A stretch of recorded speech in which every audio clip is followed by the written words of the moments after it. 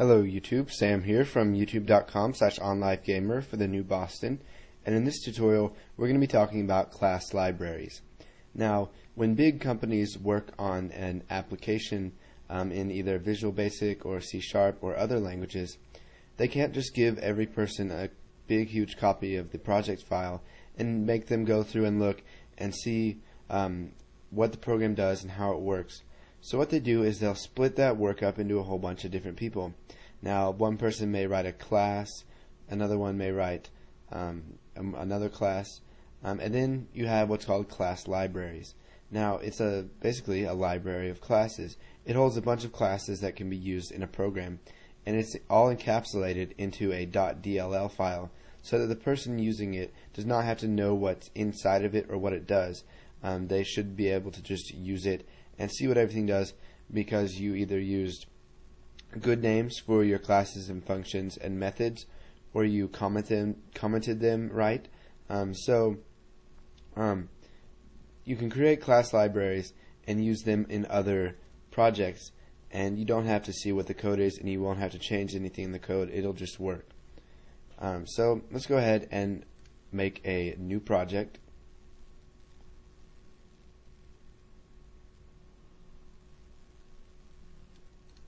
So we'll go ahead, and instead of selecting a Windows Forms application, we will select a class library. And you can see that it says up here, a project for creating a VB class library, which is a .dll. So we'll just call this enemies library. Now, if any of you have watched any of the new Boston's C++ tutorials, you may remember he made some tutorials about inheritance using enemies and villains and stuff. Now I'm going to be using that same concept in here.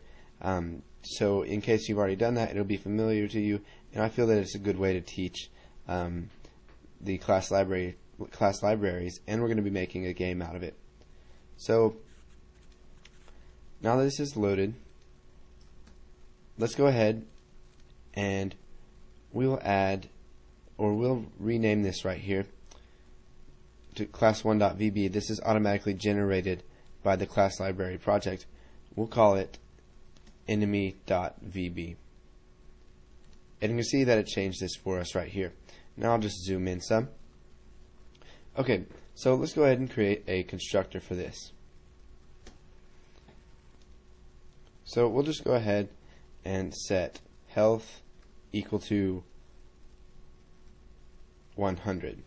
Now, we haven't made the variable health yet, so let's go ahead and create a private variable called health.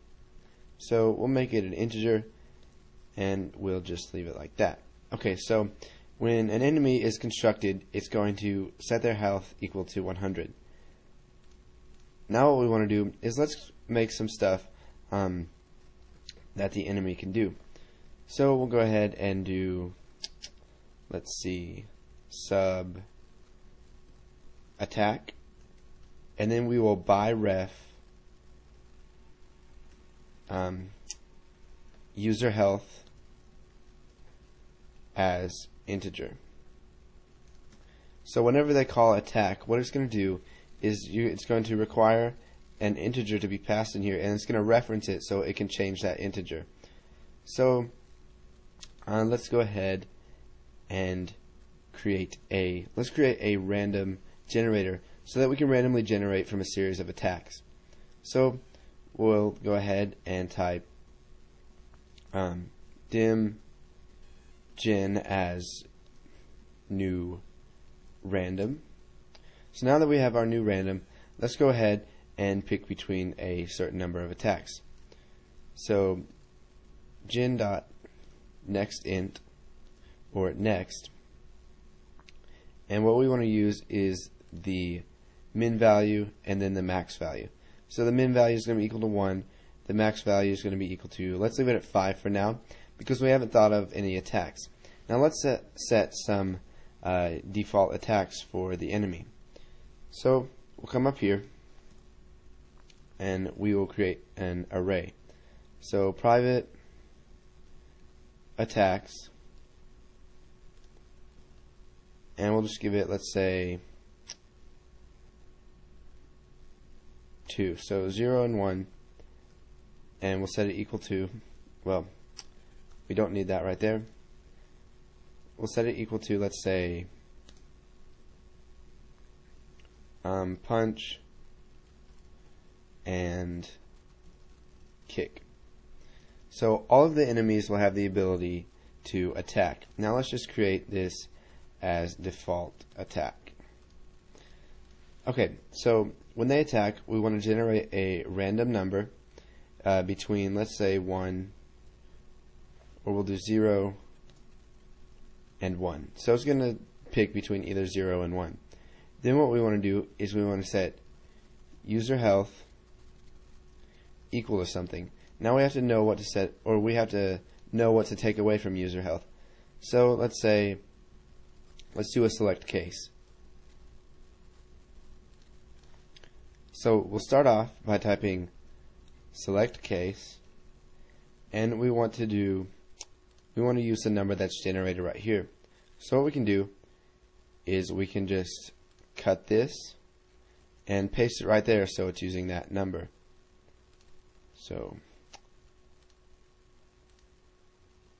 let's see, looks like it's not wanting me to do that, so let's just create a variable. So dim attack num as integer, and we'll set it equal to this.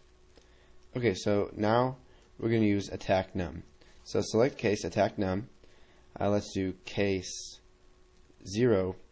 So if the number is 0, which would correspond to punch in here because attacks at index 0, we want to just take away, let's say, 1 from health.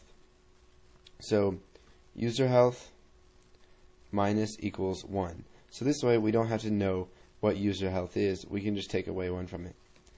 Then we'll do case 1, and then we'll just take away 2 for a kick. So user health minus equals 2. Let's go ahead and get rid of that. Okay, so now we have our default attack. Let's go ahead and let's just add one more property that will get our health. So we'll create a public read-only property so that they can only get the health. They can't change in it. They can't change anything in it. So let's just do health as integer. Now I can see that we have already declared health up here. So let's just call it int health so that we can refer to it in this class as int health. They won't be able to see it outside of this class, so if we use health for the property, it will make it easier for somebody else using our class library to know what's going on. So we'll just return int health.